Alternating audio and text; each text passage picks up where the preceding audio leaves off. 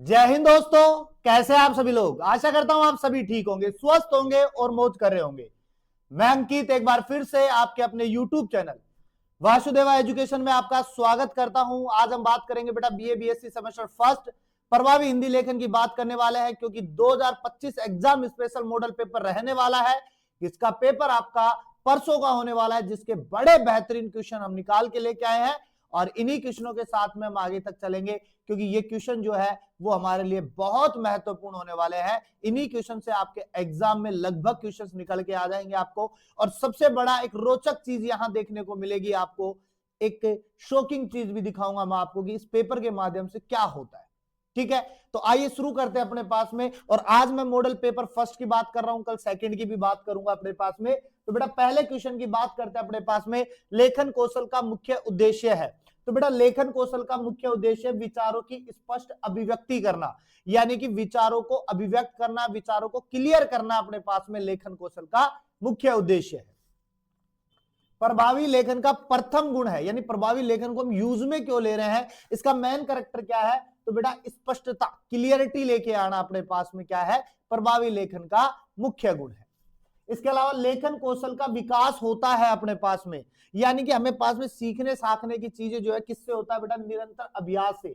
जब तक हम अभ्यास नहीं करेंगे, जब तक हम निरंतर प्रैक्टिस नहीं करेंगे, तो हमारे पास में कई चीजें क्लियरिटी नहीं ले पाएंगे। इसलिए निरंतर अभ्यास हमारे लिए बहुत जरूरी है। लेखन कौशल का संबंध होता है अपने पास में। तो बेटा लेखन कौशल का संबंध जो है वो संप्रेषण से होता है। किससे होता है, संप्रेषण से। अब आप सोच रहे होंगे सर चारों ऑप्शंस में, चारों क्वेश्चंस में ऑप्शन बी ही क्यों। तो बेटा बी इसलिए बनाया हूं कि अगर आप किसी भी ओएमआर सीट को सोल्व करने के लिए बैठोगे, किसी भी क्वेश्चन को सोल्व करने के लिए बैठोगे, या किसी भी पेपर के क्वेश्चन को सोल्व करने के लिए बैठोगे, तो वहां पर आपको सबसे ज्यादा बी और सी वाले ऑप्शन देखने को मिलते हैं। इसलिए मैंने ये वाले जो क्वेश्चन है वो बड़े तरीके से इसीलिए बनाए हैं। आगे बात करते हैं अपने पास में। क्वेश्चन है लेखन का मूल आधार है। हम कोई लेखन लिख रहे हैं तो उसका मूल आधार क्या है। तो बेटा मूल आधार है भाषा। अगर भाषा जितनी ज्यादा सरल होगी, लेखन उतना ही ज्यादा अच्छा लगेगा, क्योंकि भाषा डिपेंड करती है लेखन पे, या लेखन डिपेंड करता है अपने पास में भाषा पे। तो भाषा जितनी सरल होगी, लेखन उतना ही क्या होगा, सरल होगा।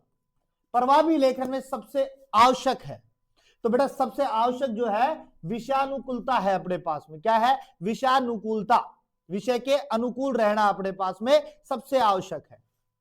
लेखन कौशल से विकसित होता है। तो बेटा लेखन कौशल से व्यक्तित्व विकसित होता है। क्या विकसित होता है बेटा, व्यक्तित्व विकसित होता है, पर्सनैलिटी विकसित होती है अपने पास में। लेखन कौशल का प्रयोग होता है अपने पास में। तो बेटा लेखन कौशल का प्रयोग केवल परीक्षाओं में नहीं, केवल कार्यालय में नहीं, केवल साहित्य में नहीं, दैनिक जीवन में आपकी बोलचाल जो है, आपका लिखावट, आपकी पर्सनैलिटी, ये सारी चीजें जो है वो आपके डेली रूटीन पे डिपेंड करती है, और सामने वाले को कितना इफेक्ट करती है वो भी इसी पे डिपेंड है। नेक्स्ट क्वेश्चन लेते हैं, लेखन कौशल का विकास किससे नहीं होता है। देखो अभ्यास से बिल्कुल होता है, अवलोकन से बिल्कुल होता है, अध्ययन से बिल्कुल होता है। किससे नहीं होता है, नकल से। अगर मेरी कॉपी, मेरी पर्सनैलिटी को कोई कॉपी करेगा तो पूरी थोड़ी कर पाएगा, तो पूरी कॉपी नहीं कर पा रहा है अपने पास में, इसलिए हम कहेंगे नकल की बात करेंगे अपने पास। लेखन कौशल का उद्देश्य है अपने पास में। तो बेटा लेखन उद्देश्य का प्रभाव डालना, किसी चीज पे इफेक्ट डालना, पूरा पूरा प्रभाव डाल देना ही है अपने पास में। पत्र लेखन किस विधा में आता है। तो बेटा पत्र लेखन जो है ना गद्य में आता है अपने पास में। गद्यांश जो होता है, दो होते हैं अपने पास में हिंदी में, गद्यांश और पद्यांश। तो गद्य पाठ जो होता है ना, वो अपने पास में पत्र लेखन की एक विद्या होती है। औपचारिक पत्र में भाषा होती है। औपचारिक पत्र में बेटा भाषा दो होती है, सरल व शिष्ट होनी चाहिए, बिल्कुल सरल भाषा होनी चाहिए, शिष्टाचार होना चाहिए। पत्र दो प्रकार के होते हैं, औपचारिक होता है, अनौपचारिक होता है। अब वो डिपेंड करता है आप कौन सा लिख रहे हो या कौन सा आता है। लेकिन अपने पास एमसीक्यू बेस आएगा तो इतना घबराना नहीं है, लिखना नहीं होगा आपको। इसके बाद में क्वेश्चन देखते हैं बेटा, अनौपचारिक पत्र लिखा जाता है अपने पास में। तो बेटा अनौपचारिक पत्र जो है मित्र व परिजनों को लिखा जाता है, यानी कि हमारे घर वालों को, हम कहीं दूर है वहां से हम लेटर लिख रहे हैं, पत्र लिख रहे हैं, चिट्ठी लिख रहे हैं, तो वो हमारे पास में कौन सा हो गया, अनौपचारिक पत्र। तो अनौपचारिक पत्र जो होता है मित्र व परिजनों को ही लिखा जाता है अपने पास में, और जबकि अधिकारियों को, कार्यालय को, समाचार पत्र को, इनको औपचारिक पत्र लिखा जाता है। पत्र का अनिवार्य अंग नहीं है। तो देखो पत्र में पता भी होता है, संबोधन भी होता है, हस्ताक्षर भी होता है, क्या नहीं होता है, चित्र नहीं होता है, क्योंकि चित्र बना के थोड़ी भेजेगा कोई आदमी।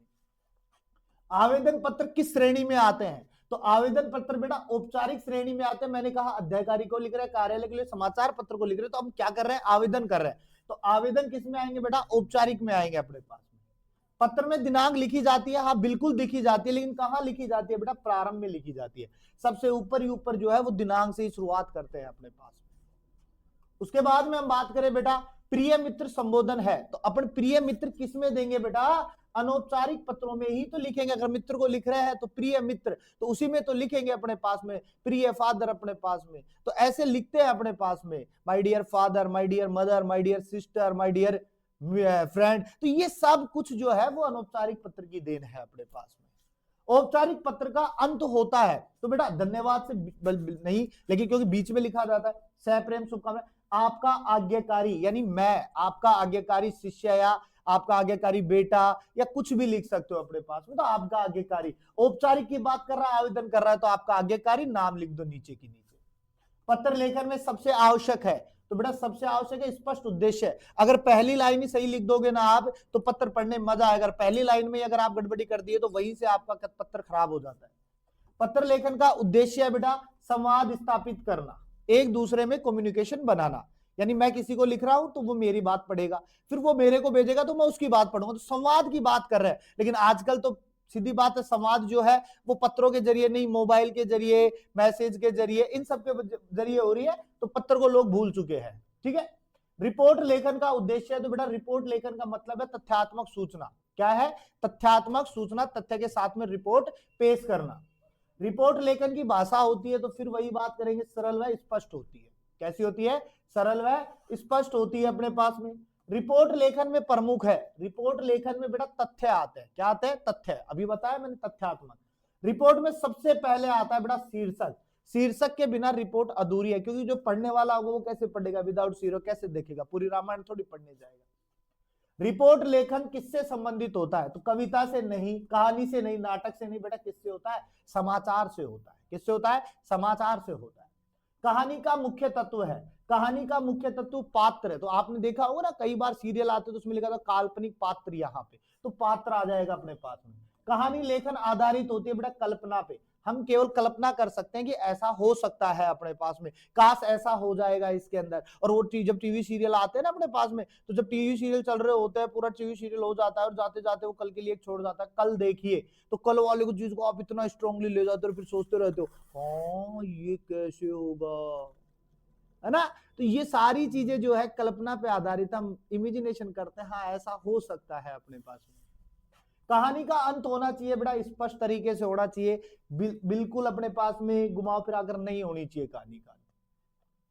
कथानक का अर्थ होता है, कथानक का अर्थ होता है बेटा घटनाक्रम। क्या होता है, घटनाक्रम। कहानी लेखन में आवश्यक नहीं है अपने पास में, तो संदर्भ ग्रंथ आ जाएंगे अपने पास में। क्या आ जाएगा, संदर्भ ग्रंथ आ जाएगा अपने पास में। फीचर लेखन का उद्देश्य है अपने पास में सूचना व रोचकता लाना। क्या बेटा, सूचना व रोचकता लाना। फीचर अधिकतर प्रकाशित होते हैं बेटा समाचार पत्र में। किसमें, समाचार पत्र में प्रकाशित होते हैं फीचर। फीचर की भाषा होती है, तो बेटा फीचर की जो भाषा होती है ना, रोचक होती है, इंटरेस्टिंग होती है अपने पास में, पढ़ने में मजा भी आता है अपने को। फीचर लेखन में शामिल नहीं है तथ्य है, रुचि है, कल्पना है, बिल्कुल है, आदेश नहीं होता है अपने पास में फीचर में। फीचर और समाचार में अंतर है बेटा शैली का, शैली डिपेंड करती है अपने पास में। कार्यशाला का उद्देश्य है बेटा अभ्यास करवाना। क्या है, अभ्यास करवाना, निरंतर अभ्यास करवाना अपने पास में। कार्यशाला में होता है बेटा व्यवहारिक अभ्यास, अपने पास में डिपेंड करता है सामने वाले को हम कैसे प्रभावित कर सकते हैं, अपनी तरफ कैसे खींच सकते हैं, वो बात होती है। जैसा बोलोगे वैसा लिखेगा का संबंध है अपने पास में उच्चारण से बेटा, उच्चारण करके देते अपने पास में, ट्रांसलेट करके देंगे। उच्चारण अभ्यास में सुधरता है बेटा, वर्तनी सुधरती है। क्या सुधरती है, वर्तनी। प्रायोगिक आयाम संबंधित है बेटा व्यवहार से। किससे, व्यवहार से संबंधित होता है अपने पास में।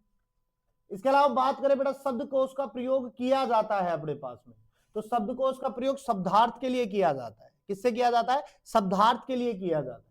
वर्तनी अशुद्धि का अर्थ होता है, तो बेटा गलत लेखन। क्या बोलोगे, गलत लेखन। वर्तनी का मतलब वर्तनी अशुद्धि, गलत लेखन की बात होगी। वर्तनी सुधार का उद्देश्य है बेटा शुद्ध लेखन, यानी अशुद्धि का मतलब गलत लिखना, और शुद्ध करके लिखना तो अपने पास में शुद्ध लेखन आ जाएगा सुधार से। वक्रता कौशल संबंधित है बेटा बोलने से, आपकी भाषा, आपका बोलापन या आप कैसे बोल रहे हो वो डिपेंड करेगा अपने पास।